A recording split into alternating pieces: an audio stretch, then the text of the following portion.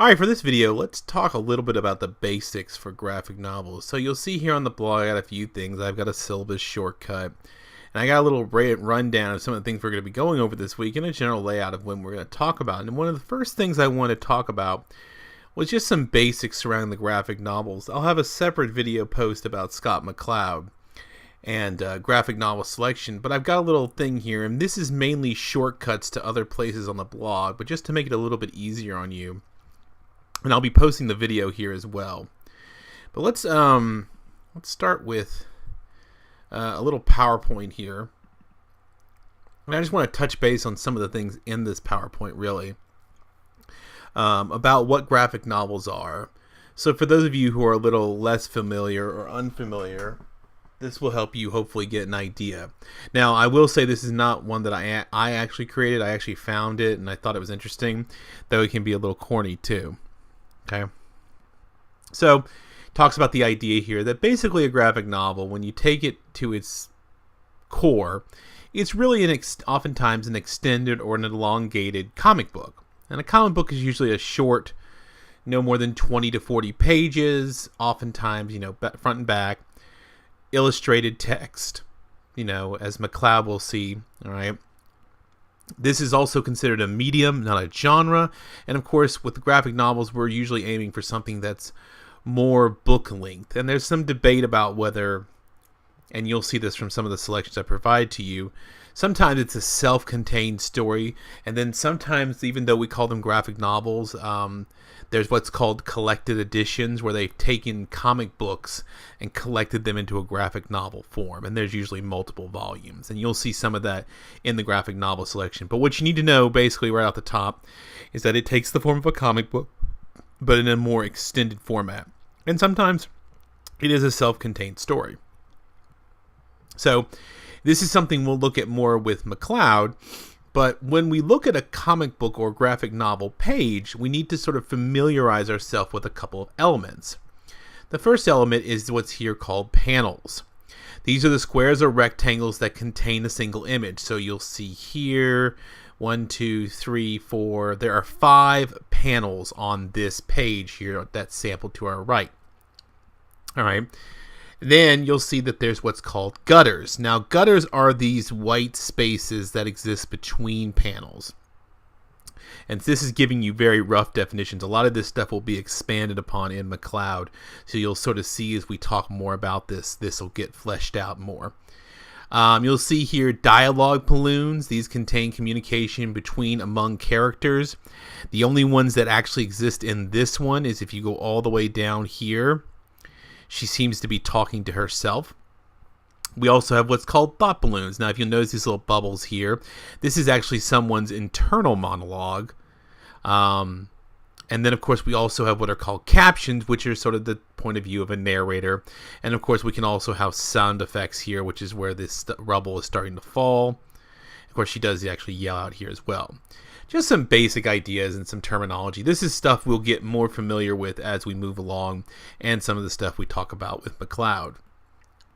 Now, how to read a graphic novel. Same thing with a comic book. Typically, when we're dealing with American graphic novels or European, the only time this changes is if you were reading manga. So if any of you have had manga experiences, we would read this differently. But because we're reading in Western tradition, we do exactly what this little thing is doing here. We move left to right, up, down. So if you follow this one here, the arrow sort of leads you through how to read this page. So you'll read it just like you would read any normal page. You read left to right, up, down. Now if I come back here, to this situation here, if I'm reading left to right, the first thing I'm going to do is read these captions, okay? And then I would come down and begin reading her thought balloon here, here, here. Come down, read this one, then this one, this thing with the earthquake sound, this one, finally this one, and this one. That's exactly how I would move along this pattern. They give us another example here of how to help us understand the movement between dialogue balloons. And usually you can follow along with this rather intuitively, particularly if it's done well, and between the images and the words. And so dialogue balloons are read left to right, top to bottom. So you'll see here they've numbered them 1, 2. This one technically interrupts Okay, she's interrupting her. 3, 4, 5. Okay, so again, left to right, up, down. And so you'll notice that the way this one is positioned here is meant to make sure that you read it before you read this one. Once you get the hang of it, it gets a little bit easier. Now, that's a simple example. This one here is a bit more complicated. And so they have broken this down here by looking, first of all, looking at the panels. So you'll see here that this actual page piece right here is one large panel followed by the second, third, fourth. So again, you would start on the left-hand side. And then they get down here into the dialogue balloon. Before we even get to that, I would just tell you right now, if I'm going left to right, I start with this box, that dialogue, that dialogue, that dialogue, that box, come up, that box there. And then, of course, we move over here. 1, 2, 3, 4, 5, 6, 7.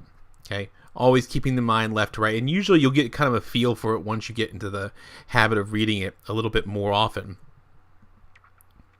Now, of course, when we talk about graphic novels, major types, a lot of what I'm going to be able to give you free access to through me, it does fall within the superhero genre, and that's just because that's the one that I have ready access to. But it's not limited to superheroes. There's lots of different ones. There can be ones that are humorous. There are ones that are typically nonfiction. For example, if you read this one here, here's an interesting one. I'll give you a minute, and I would normally do this in real time, but if you actually follow along here, notice what it says here, Flight 11, Flight 175, Flight 77, Flight 93. These are timelines moving left to right, up, down. These are all running parallel. These are the timelines of the 4 planes that were hijacked on 9/11. Okay, so an interesting juxtaposition of how they chose this here. And it's giving you a timestamp of how these things are sort of working and interacting with each other. And the way they run parallel to each other is to show you that these events are running simultaneously. Okay, of course, we have fantasies, stories, adaptations, spin-offs. Here's an adaptation of Franz Kafka's The Metamorphosis. Okay, things like Buffy from the TV show, realistic fiction, personal stories, and memoirs. This one, Mouse by Art Spiegelman, is a really popular one, but it's also a personally dark story about him interviewing his father about his time in Auschwitz and in the concentration camps during the Holocaust and World War II. Persepolis is about a young girl growing up in Iran. Okay, of course, they also have books that skew more towards children, okay, vetted by educators. Let's get past that a little bit. And then, of course, there's always an experimentation with new formats. For example, here, The Diary of the Wimpy Kid. There's a little bit more of a journal/sketch. But there's always a tendency to push new elements. Here's in the one where they actually blend photography. And this is actually from a graphic novel about a photographer in Afghanistan. They actually blend photography along with artistic renderings of events going on in the graphic novel. Of course, we also have manga. And of course, manga is basically a Japanese, how do I say this? A Japanese variation or adaptation of American comic books, thanks in large part to our occupation after World War II. Now, this next part gets into sort of the history behind the comic and comic strip. And so really the origin of comic books, and a lot of it goes all the way back to 1895. 19th century America, New York City. So you'll hear the New York world.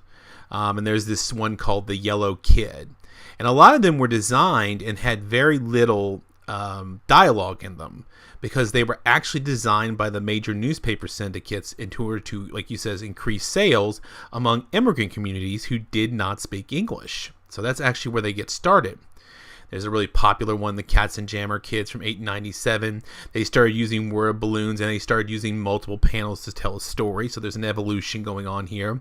And so you can see here an evolution of the story. Here's an example of the Katzenjammer Kids.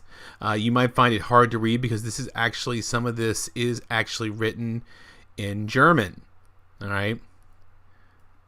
So, of course, again, speaking to immigrant communities. Early 20th century, some more examples. And then really in the early 20th century, there's a lot of pulp. Pulps are known, and you might know the movie Pulp Fiction, but pulps were actually talking about a type of paper which these kind of stories were printed on. And there were popular characters that also crossed over into new strips. So you'll say here 150 strips in syndication, stories such as Tarzan, Dick Tracy. And then they started collecting these comic strips into a comic book form. In 1933, reprints of comic strips, initially free, and then they started charging 10 cents, and they started pulling in original stories. So here is Funnies on Parade and Fun, or New Fun, the Comics magazine. All right. Now, comics really took off in 1938 with the creation of Superman, publication in Action Comics #1. And from that, the character of Superman became huge and inspired pretty much every superhero who's ever appeared since then, including Batman in 1939, Wonder Woman after that. All the characters you know today pretty much all got their start centering around Superman.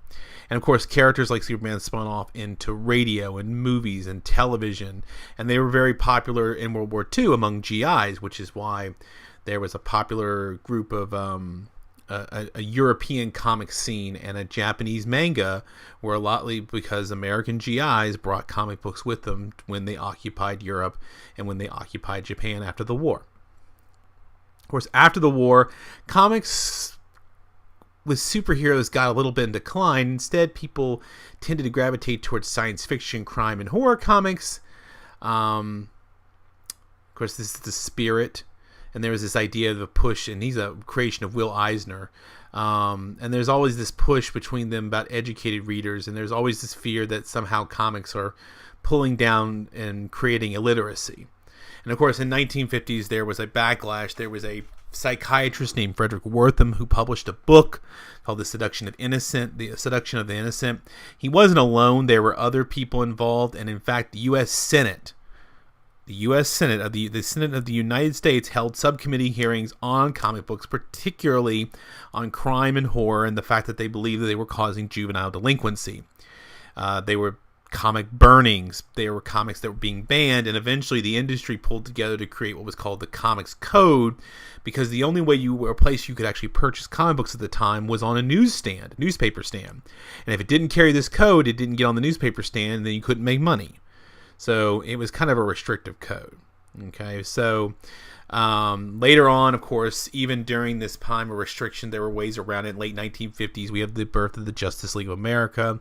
1961, we have, Fantastic Four, Incredible Hulk, Spider-Man, real takeoff of Marvel. There, of course, also were self-published underground comics as well. But graphic novels really became a thing in the 1980s. And then, of course, in 1978, Will Eisner, who we saw a minute ago with The Spirit, and who you have an option, you might choose to read his graphic novel, Last Day in Vietnam. He actually coined the term, but it really broke into the big time with Batman: The Dark Knight Returns, which is a selection for you in the list by Frank Miller. And, of course, the next year, Watchmen by Alan Moore and Dave Gibbons. These kind of exploded onto the scene. In fact, Watchmen is still to this day considered on the New York Times top 100 novels of the 20th century. And notice what I said there. I didn't say graphic novels of the 20th century. That's how highly regarded it is. Of course, later on, 1992, Mouse, 2006, American-Born Chinese. These are all very award-winning, notable examples. You'll see here, particularly American-Born Chinese, the personal story about growing up in America as a Chinese American. All right. Of course, 2007, you see here these ideas of different stories pushing boundaries and limits, and they've come into sort of a mainstream type place where people talk about them, and they use them in classrooms like I do, and they find them as a vehicle not only to have fun or tell stories, but they go beyond simply superhero stories. They become ways for people to communicate personal stories to a larger audience. Okay. Of course, they have some more things, more publishers, and of course, there's still a strong educational market within graphic novels. And of course, Barack Obama here was a big fan. He collected Spider-Man and Conan the Barbarian, of course. And then here's some statistics about why graphic novels, and of course, talking about people of all ages. It's becoming very popularly taught inside there, and even librarians today are recognizing that it's a strong vehicle for promoting literacy. Okay. And just some background information here. Wrapping that up. All right. So that's the PowerPoint, which I've got here. I've got some shortcuts here to a few other things. Okay, first of all, the graphic novel list. We're going to come back to this one in a separate video. We'll talk about this because this is where I provide some things that are free to you to use in terms of reading material. You can go out and find get your own graphic novel, but in case that's not something that's available or you're able to do in a short notice fashion, I've tried to make it easier on you by providing you with some examples. I do have some more information here about what graphic novels are. Here's that same PowerPoint, and I've got some videos you can watch.